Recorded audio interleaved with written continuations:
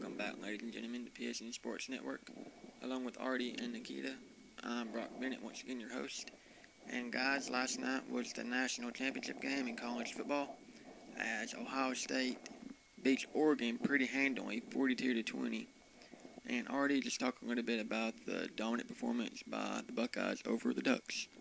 Well, just first and foremost, we kind of missed the boat on that pick, but hats off to the Buckeyes. They were, the more physical team, and Ezekiel Elliott was able to have a great night, somewhere in the range of 240 or thereabouts. Another career high for him. That's 3 straight, I believe, that he's broke his career high. So just hats off to them, and also Cardell Jones didn't play a phenomenal game, but he did enough to help the Buckeyes get by them. And Nikita, just, talking a little bit about Oregon and Marcus Mariota.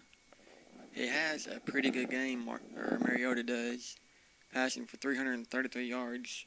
He had 2 touchdowns and an interception, but just couldn't seem to get the job done last night.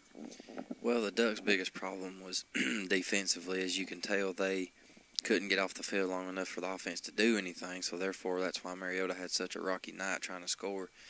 Ducks, against a physical offense, has always struggled against Auburn in 2010. They just couldn't handle Cam and Michael Dyer, so Ezekiel Elliott, Cardell Jones, like already said, just had usual nights, and Ezekiel Elliott also set the national championship record with that yardage, so it was a big night for all the Buckeye faithful.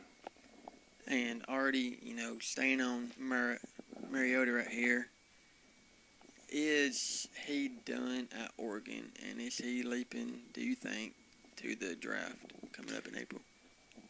It's really hard to say right now. I think it bodes well for the Duck fans, the fact that he's not just absolutely 100% sure at this point he wants to go. It shows that maybe he has that sense of wanting to go back and try and give the Ducks something they've never had, which is the national championship.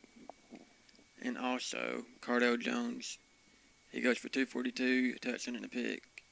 If Braxton Miller decides to transfer to another, Division I college, is Cardell Jones the candidate for the starting job in fall camp and next season?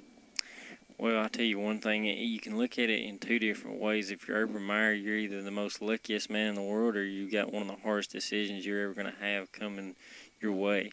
J.T. Barrett's a phenomenal quarterback, and Cardell Jones is just a sight to be seen. Not knowing that he hadn't had as much experience as he has, he just has that natural talent that you just can't teach.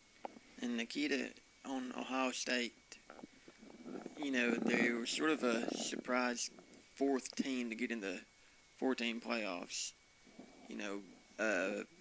Bama, was favored to beat them. Ohio State, pulled off the upset. They go to Dallas, Texas, Fort Worth, become the national champions last night. Are they a contender next year to get back in the playoffs?